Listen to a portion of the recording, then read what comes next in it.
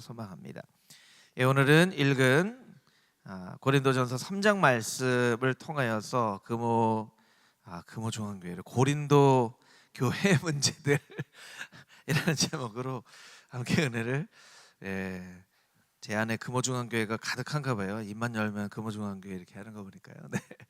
고린도 교회 문제들이라는 제목으로 함께 은혜를 나누도록 하겠습니다.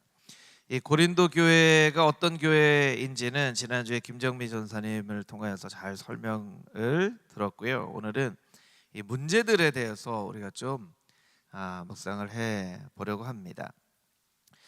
첫 번째 1절부터 9절까지의 말씀을 우리가 같이 한번 좀 묵상을 해 보려고 하는데요. 우리가 잘 아는 것처럼 고린도 교회에 문제가 있었죠. 그것은 당파가 있었다는 것입니다. 분열이 있었다는 것이죠. 1장 11절에서 12절까지의 말씀에 보면 이렇게 기록이 되어 있죠. 형제들아, 글로에의 집 편으로 너희에 대한 말이 내게 들리니 곧 너희 가운데 분쟁이 있다는 것이라. 내가 이것을 말하거니와 너희가 각각 이르되 나는 바울에게, 나는 아볼로에게, 나는 게바에게, 나는 그리스도에게 속한 자라 한다는 것이니.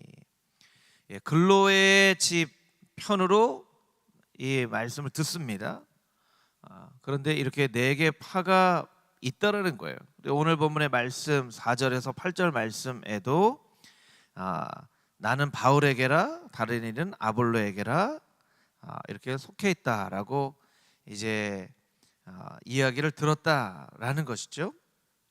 그래서 오늘 본문의 말씀에 있는 것과 같이 시기와 분쟁 가운데 있는 고린도 교인들을 어린아이들과 같은 미성숙한 신앙인, 밥을 먹지 못하고 젖을 먹어야 하는 사람으로 사도 바울은 비판하고 있다는 거예요. 그런데 우리가 1장 말씀을 읽어보면 고린도 교회가 사실 이런 모습의 교회가 아닌 것을 우리가 알 수 있습니다. 우리 1장 4절부터 8절까지 있는 말씀 우리 한 목소리로 같이 한번 읽어보도록 하겠습니다. 시작. 그리스도 예수 안에서 너희에게 주신 하나님의 은혜로 말미암아 내가 너희를 위하여 항상 하나님께 감사하노니 이는 너희가 그 안에서 모든 일 곧 모든 언변과 모든 지식의 풍족함으로 그리스도의 증거가 너희 중에 견고하게 되어 너희가 모든 은사의 부족함이 없이 우리 주 예수 그리스도의 나타나심을 기다림이라. 주께서 너희를 우리 주 예수 그리스도의 날에 책망할 것이 없는 자로 끝까지 견고하게 하시리라. 아멘. 이 1장 4절에서 8절까지의 말씀이요, 고린도 교회가 앞으로 이렇게 됐으면 좋겠다라고 축복하는 것이 아니라 이미 고린도 교회가 이런 교회였다라는 거예요. 4절 말씀을 자막으로 다시 한번 보여주시면 하나님께서 주신 은혜로 말미암아 하나님께서 고린도 교회에게 은혜를 주셨다는 거예요. 그러니까 고린도 교회는 은혜 받은 교회예요. 은혜 받은 교회. 우리가 말로 설명하기가 좀 쉽지는 않지만 은혜 충만한 사람을 보면 조금 그래도 티가 나죠. 여러분, 은혜 충만한 사람 얼굴을 보면 이 사람이 은혜 충만하구나 라는 것을 우리가 알 수가 있다는 거예요. 그러니까 고린도 교회에 딱 들어가면 어땠다는 거예요? 사람들이 다 은혜 충만한 얼굴을 하고 있었다는 거예요. 왜냐하면 하나님의 은혜를 받은 교회였기 때문에. 또 5절 말씀을 보면 교회 안에 언변과 지식이 풍족함으로, 그냥 언변과 지식이 있는 것이 아니에요. 언변과 지식이 풍족한 교회였다는 거예요. 이 언변이라고 하는 것은 그 당시에 이제 수사학이죠. 말로 멋지게 이야기를 하는, 한마디 말을 해도 아주 멋지게 이야기를 할 수 있는 그런 능력도 있었고, 헬라 철학이 철학적으로 복음에 대해서 설명할 수 있는 그런 철학이 풍족했다라는 거예요. 또 6절 말씀에 보면 6절 말씀 보여주시겠어요? 그리스도의 증거가 너희 중에 견고하게 돼요. 예수 그리스도의 증거가 있었다는 거예요. 여러분, 예수님의 증거는 어떤 증거이죠? 십자가의 증거죠. 십자가의 증거. 십자가의 증거가 고린도 교회에 있었대요. 더 놀라운 것은요 7절 말씀인데요. 우리 7절에 보면 너희 모든 은사의 부족함이 없이 우리 주 예수 그리스도의 나타나심을 기다림이라. 이것을 NIV 성경으로 조금 표현하면 모든 은사를 간절한 마음으로 사모하는데 그 간절한 마음으로 사모하는 그 모든 은사가 하나도 빠짐없이 다 이루어졌으면 좋겠다라고 하는 거예요. 여러분, 이런 교회는 완벽한 교회 아닌가요? 고린도 교회가 은사도 풍성하게 있었어요. 또 지식과 언변도 풍성하게 있었어요. 예수님의 증거도 있었어요. 은혜도 충만했어요. 저는 이 교회의 모습만 보면 이게 바로 금호 중앙교회가 이런 모습이 됐으면 좋겠다 하는 모습처럼 이게 굉장히 완벽한 교회의 모습이라는 거예요. 여러분 좀 그렇지 않나요? 제 설명을 들으니까 좀 그런 것 같으세요? 아니면 안 그런 것 같으세요? 좀 반응을 해주셔야 제가 이렇게 좀 네. 그런 것 같죠. 예. 그러니까 우리가 고린도 교회가 당파가 있었다, 분열이 있었다라는 것은 처음 듣는 것이 아니라 여러 번 여러 설교를 통해서도 우리가 지식으로 알고 있는 것이지만 성경을 열심히 읽어보지 않으면 그냥 뭔가 단편적으로만 우리가 알 수 있다는 거예요.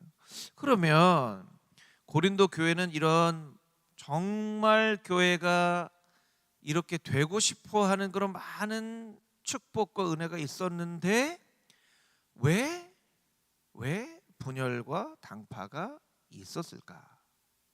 라고 우리가 질문을 해봐야 그 문제의 원인, 고린도 교회에 왜 분열이 일어났을까를 깨달아 알게 되는 것이고, 우리에게는 이런 분열과 당파가 일어나지 않을 수 있도록 우리가 조심할 수 있다는 거예요. 그냥 단순히 고린도 교회에 당파가 있었습니다. 아유, 우리는 당파 있지 않았으면 좋겠습니다. 이렇게 묵상을 하는 것이 아니라는 것이죠.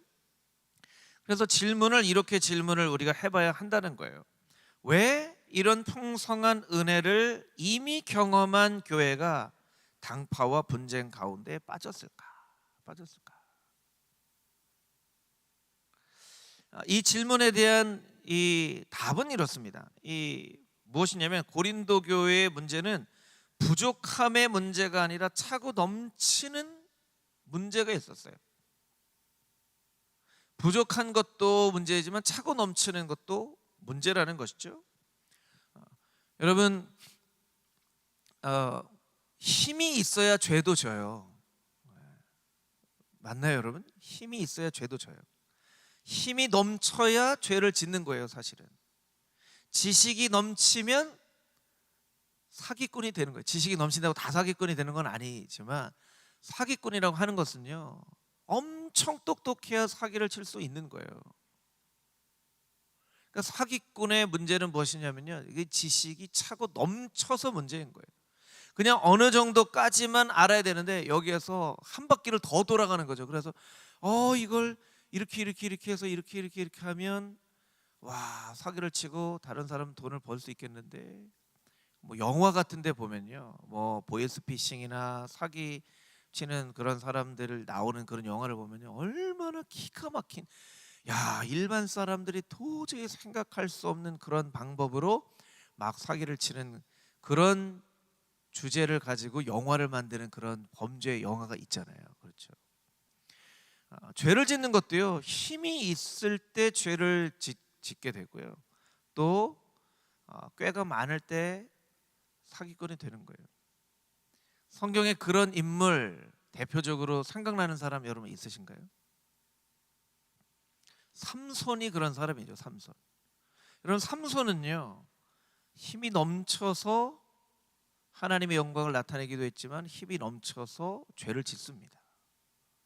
그렇죠? 그러니까 고린도 교회는 문제가 무엇이냐면 부족한 게 문제가 아니라 넘치는 게 문제예요. 그러니까 우리가 하나님 앞에 늘 우리가 어떻게 기도하냐면 은혜를 주시옵소서 이렇게 기도 안 하고 우리가 어떻게 기도하죠? 보통 어떤 은혜를 달라고 기도하죠? 넘치는 은혜를 달라고 기도해요. 넘치는 은혜를 주십시오. 주님, 넘치는 은혜를 주십시오. 넘치는 축복을 주십시오. 이렇게 우리가 하나님 앞에 기도하는데요, 이런 기도를 우리가 잘 해야 돼요. 왜냐하면 고린도 교회가 그런 넘치는 은혜를 받았는데 그 넘치는 은혜 때문에 분열과 당파가 생긴 거예요. 똑똑하니까 아볼로가 또 뛰어난 것 같은데, 그래도 베드로가 좀 우직하게 믿는 것 같은데, 보면서 다 판단하는 거예요. 그러니까 사실은 당파가 생긴 거예요. 여러분, 당파는요 절대로 똑똑하지 않으면 생겨질 수가 없습니다. 당파는 절대로 열심이 없으면 생겨질 수가 없는 거예요. 고린도 교회 문제는 너무 똑똑해서, 너무 열심이 많아서 그것이 고린도 교회의 문제가 된 것이에요.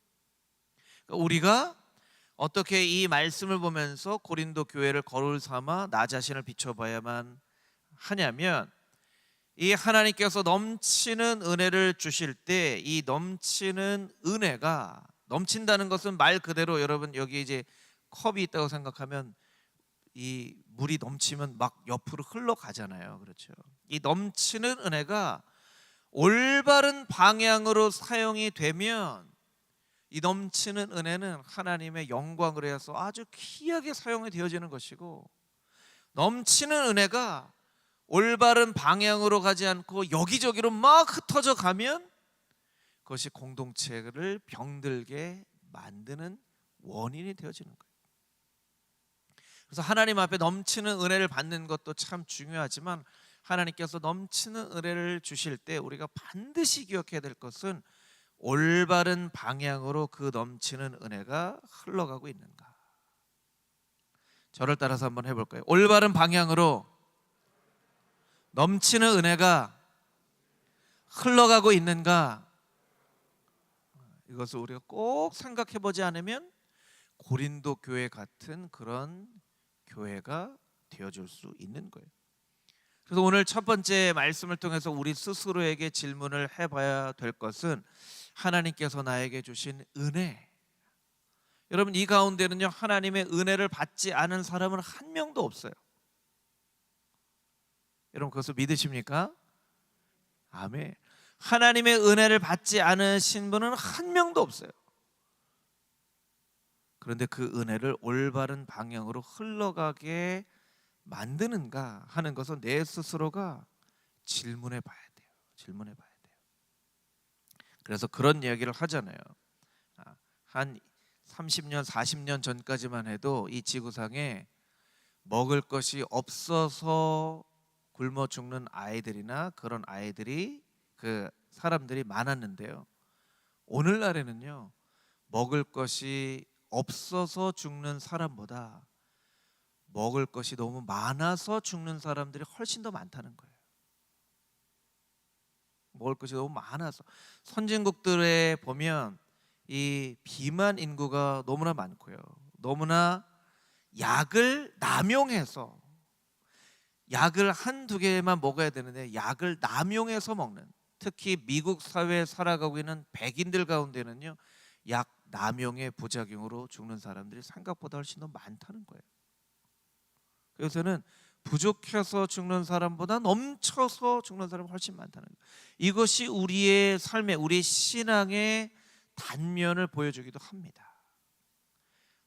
요즘 교회 보면요, 어려운 교회도 굉장히 많지만, 어려운 교회도 굉장히 많아요 사실은. 그런데 예전에 비하면 우리 장로님, 권사님, 집사님들, 예전에 비하면 교회가 많이 부자가 됐죠. 그렇죠? 많이 부자가 됐죠. 문제가 생기는 교회들을 보면요, 없어서 문제가 생기는 경우는 단 한 교회도 없어요. 다 무언가 재산이 많거나 뭔가 사람이 많거나 이래서 교회가 분열이 생기거나 당파가 생기거나 어려운 경우들이 훨씬 더 많다는 거예요. 그래서 오늘 말씀을 통해서 우리 스스로에게 나는 넘치는 이 은혜를 올바른 방향으로 흘려보내고 있는가, 잘 사용하고 있는가라는 것을 질문해 보고 고린도 교회와 같은 교회가 되어지지 않도록 하나님이 주신 은혜를 올바른 방향으로 잘 흘려보내는 그런 교회가, 성도가 되길 원합니다. 그렇게 간절한 마음으로 기도하며 실천하며 살아갈 수 있는 금호중앙의 모든 성도님들이 다 되시기를 주님의 이름으로 축복합니다. 아멘. 그것이 오늘 1절에서 9절까지 있는 말씀을 통해서 우리가 깨달을 수 있는 그런 메시지입니다. 여러분에게 나눠드린 교환 한 장을 뒤로 넘겨보시면 이제 10절에서 15절까지에 있는 말씀에 대한 이제 묵상을 좀 나눠보도록 할 텐데요. 제목을 이렇게 지어봤습니다. 지혜롭게 집을 세우는 방법. 여기서 이제 집이라고 하는 것은 개인을 말하기도 하고 교회를 말하기도 하고 세상을 말하기도 합니다. 이 성경에서 오이코스라고 하는 이 세상을 만들 때의 그 단어가 사실은 집이라는 뜻이에요. 이것을 이제 집이라고 비유했지만 사실은 나 자신 혹은 교회, 이 세상을 의미한다라고 이제 볼 수 있겠죠. 두 가지가 꼭 필요하다라고 본문의 말씀이 이야기를 하고 있어요. 첫 번째는 그 집에 터가 필요하다. 그것이 11절, 12절에 나와 있죠. 터가 필요하다. 그리고 그 집을 세우는 재료가 필요하다. 12절에서 15절의 말씀이 그것에 대한 설명이에요. 첫 번째 터에 대한 설명을 10절, 11절을 통해서 살펴보도록 할 텐데요. 10절, 11절 말씀을 우리 같이 한번 다시 읽어보도록 하겠습니다. 10절, 11절 말씀, 우리 10절, 11절 함께 읽겠습니다. 내게 주신 하나님의 은혜를 따라 내가 지혜로운 건축자와 같이 터를 닦아두매 다른 이가 그 위에 세우나 그러나 각각 어떻게 그 위에 세울까를 조심할지니라. 이 닦아둔 것 외에 능히 다른 터를 닦아둘 자가 없으니 이 터는 곧 예수 그리스도라. 아멘. 이 본문에 세 가지를 이야기를 하고 있죠. 첫 번째, 자신이 교회의 터를 닦게 된 것은 순전히 하나님의 은혜였음을 고백하고 있어요. 내가 하나님의 주신 은혜에 따라 터를 닦아두매. 사실은 이 터를 닦는다는 것은 참 어려운 일이죠. 어려운 일이에요. 우리가 사도 바울의 1차, 2차, 3차 전도여행을 사도행전 말씀을 통해서 이렇게 읽다 보면요, 사도 바울이 진짜 고생을 많이 했죠. 진짜 고생을 많이 했어요. 루스드라라는 곳에 가서는 돌에 맞아서 죽었다고 생각하고 성 밖에 버립니다. 그래서 어떤 성경학자는 정말 죽을 뻔했다라고 얘기를 하기도 하고 진짜 죽었다가 하나님께서 부활시켜 주신 것이라고 이야기를 하기도 하고, 그냥 정말 사도 바울이 은혜에 따라 이 터를 세웠다고 고백을 하는 것이면 이건 사도 바울의 고백이지, 누군가 사도 바울에 대해서 사도 바울 당시께서는 정말 은혜로 터를 세우셨죠 얘기하면 안 되는 거예요. 왜냐하면 사도 바울은 정말 죽을 고생을 하고 이 터를 세운 거거든요. 죽을 고생을 하고 매를 맞기도 합니다. 돌에 맞기도 합니다. 파선을 당하기도 합니다. 깊은 가운데 거하기도 합니다. 40에 하나 가반 매를 3번이나 맞기도 하죠. 그런데 사도 바울은 이 모든 것을 무엇이라고 고백하고 있다고요? 은혜라고 고백하고 있다는 거예요. 은혜라고. 참 사도 바울의 훌륭한 신앙의 모습이 있죠. 우리가 고생을 합니다. 때로는 정말 고생을 합니다. 예를 들면 이 금호중앙교회를 건축하고 세우기를 위해서 정말 성도님들이 많은 고생을 해서 이 교회를 세웁니다. 세운데 우리가 어떻게 고백하냐면 이 모든 것이 참 하나님의 은혜입니다. 이렇게 고백하면 정말 A+ 신앙인이 되는 거예요. 정말 이 교회를 세우기 위해서 내가 정말 죽을 고생을 제가 한번 고생한 거 이제부터 얘기합니다. 한 2시간 걸립니다. 한번 들어보세요 하고 얘기를 하면 그것은 고생을 했지만 그거는 그렇게 얘기를 하면 사실은 C+ 이렇게 되는 거예요. 우리가 고생을 합니다. 사실 직분자들이 고생을 많이 하죠. 아가페 찬양대, 호산나 찬양대 정말 아침 일찍부터 와서 고생을 합니다. 우리 여기 계시는 구역장님들도 참 고생을 많이 합니다. 교사들은 또 얼마나 고생을 합니까? 교사들도 참 고생을 많이 해요. 그렇죠. 고생을 많이 해요. 그런데 우리가 어떻게 고백해야 되냐면 다 이것이 하나님의 은혜입니다 라고 고백할 수 있어야 된다는 거예요. 그것이 바로 사도 바울이 우리에게 가르쳐준 신앙의 모습이에요. 첫 번째, 이 터를 닦게 된 것이 다 하나님의 은혜 덕분이었습니다. 두 번째, 이 닦여진 터 위에 건축물을 세울 때에는 어떻게 세울 것인가를 굉장히 주의해서, 오늘 본문의 말씀의 표현으로 하면 조심할지니라, 조심할지니라, 잘 세워야 된다, 조심할지니라. 사도 바울이요, 자기가 터를 닦았는데 누가 다른 사람이 와서 터를 세우는 것을 허락했다는 거예요. 내가 고린도 교회 가서 1년 반 동안 열심히 가르쳐 터를 닦아놨는데 아무도 여기다가 세우면 안 돼, 나만 세워야 돼, 이렇게 얘기하지 않았다는 거예요. 누구든지 이 터 위에 교회를 세우십시오. 그런데 아주 주의해서 조심해서 세우십시오, 이렇게 얘기를 하고 있는 거예요. 사도 바울이 왜 그렇게 얘기를 하고 있죠? 교회가 세워져서 하나님께 영광을 올려드릴 수만 있다면, 영광을 올려드릴 수만 있다면, 어떤 사람이 시기를 해서 복음을 전해요. 은혜로 복음을 전해야 되는데 사도 바울이 저렇게 사람들에게 칭찬을 받아? 그럼 나도 좀 칭찬을 받아야지, 시기의 마음으로 복음을 전해요. 사도 바울이 시기로 복음을 전해도 다 하나님께서 영광을 받으시니 그것도 괜찮다, 이렇게 얘기를 하는 거예요. 그러니까 사도 바울은요, 오직 하나님의 나라만 세워줄 수 있다면 율법조차도 예수님 진짜로 만나면 율법 지키지 말라고 해도 율법보다 더 훌륭한 신앙생활을 합니다. 너무 율법 강조하지 마십시오. 하나님의 나라만 세워줄 수 있다면, 더 많은 사람이 예수 그리스도를 만날 수만 있다면, 자기가 닦아놓은 터에 누구든지 와서 터를 지을 수 있도록, 그러나 하나 조심하십시오. 오직 주의해서 잘 세우십시오, 이렇게 얘기를 하고 있는 거예요. 세 번째가 중요한데요, 오직 교회의 터는 예수 그리스도 외에는 다른 것이 터가 될 수 없는 것을 선포하고 있어요. 이것이 교회를 세우는 사도 바울의 이야기이기도 하고요, 우리 자신에 대한 이야기이기도 해요. 우리 자신에 대한 이야기.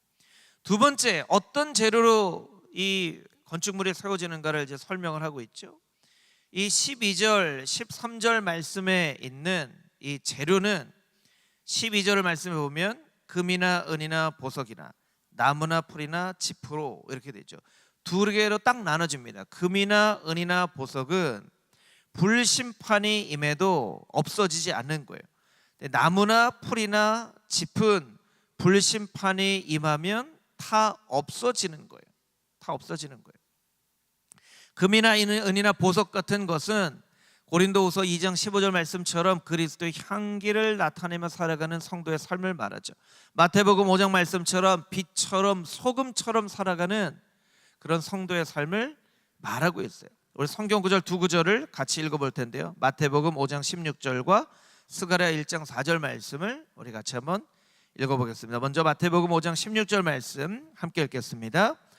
이같이 너희 빛을 사람 앞에 비추게 하여 저희로 너희 착한 행실을 보고 하늘에 계신 너희 아버지께 영광을 돌리게 하라야. 스가랴 1장 4절, 너희 열조를 본받지 말라. 옛적 선지자들이 그들에게 외쳐 가로되 만군의 여호와께서 말씀하시기를 너희가 악한 길 악한 행실에 떠나서 돌아오라 하셨다 하나 그들이 듣지 않고 내게 귀를 기울이지 아니하였느니라.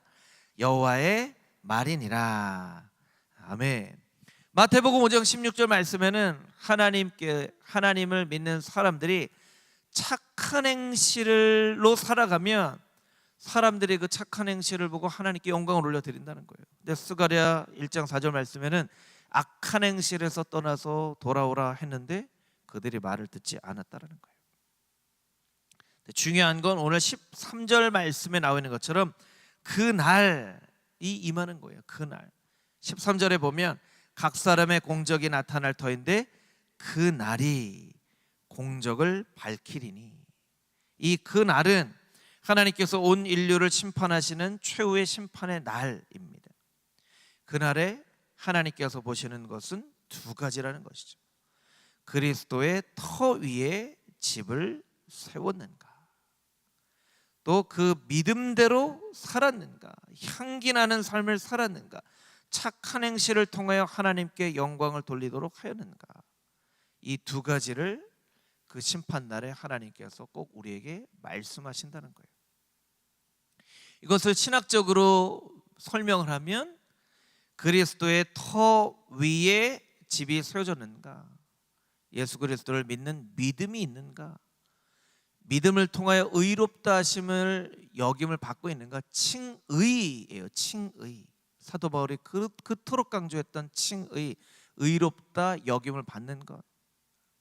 선한 삶을 살았는가, 착한 행실을 살았는가, 이것은 성화를 의미하는 것이죠. 성화. 우리에게 중요한 두 가지가 다 있어야 됩니다. 의롭다 여김을 받는 칭의가 필요한 것이고, 그대로 살아가는 성화의 삶을 살아야 되는 거예요. 우리가 그렇게 믿는 대로 살아가고 있는지, 믿음에 대한 분명한 고백이 있는지 우리 스스로를 돌이켜봐야만 한다는 거예요.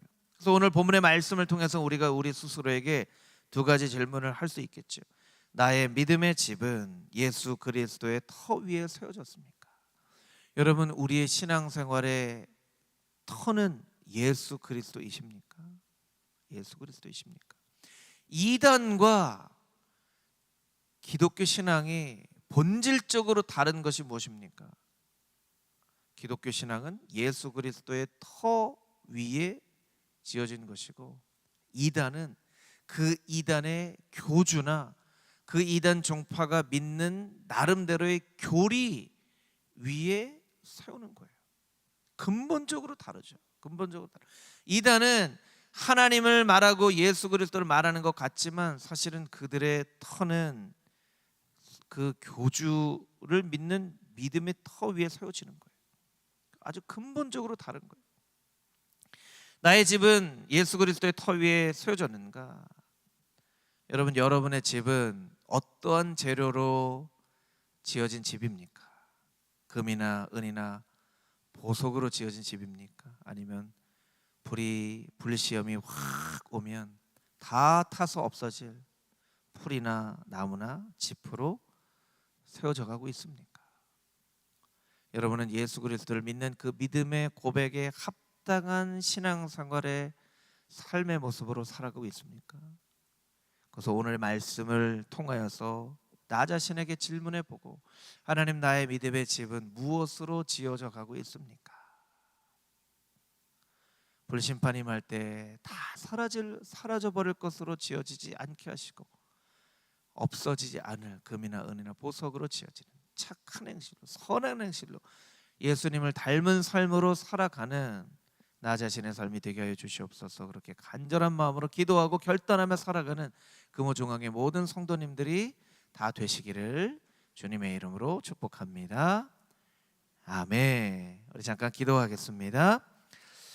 하나님, 고린도 교회의 문제가 왜 생겼는지에 대한 그 의미들을 살펴보고, 나 자신에게 주시는 은혜가 넘치는 은혜일지라도 그 넘치는 은혜가 올바른 방향으로 흘러가지 않으면 고린도 교회와 같이 죄를 짓고 하나님께 책망받는 교회가 되어질 수 있음을 기억하게 해주시고, 나에게 주신 은혜가 올바른 방향을 향하여 흘러갈 수 있도록 주님, 은혜를 나누는 삶 살아갈 수 있는 나 자신이 되게 하여 주시고, 내 신앙은 분명히 예수 그리스도의 믿음의 터 위에 세워지고 선한 행실로 하나님께 영광을 올려드리는 빛과 소금으로 살아가는 성도인지 돌아보며, 금과 은과 보석으로 지어져 가는 하나님의 거룩한 인생 다 되어져 갈 수 있도록 주님, 우리 한 사람 한 사람을 붙잡아 주시고 축복하여 주시옵소서. 그렇게 인도해 주실 것을 믿사오며 살아계신 예수 그리스도의 거룩하신 이름으로 기도합니다. 아멘.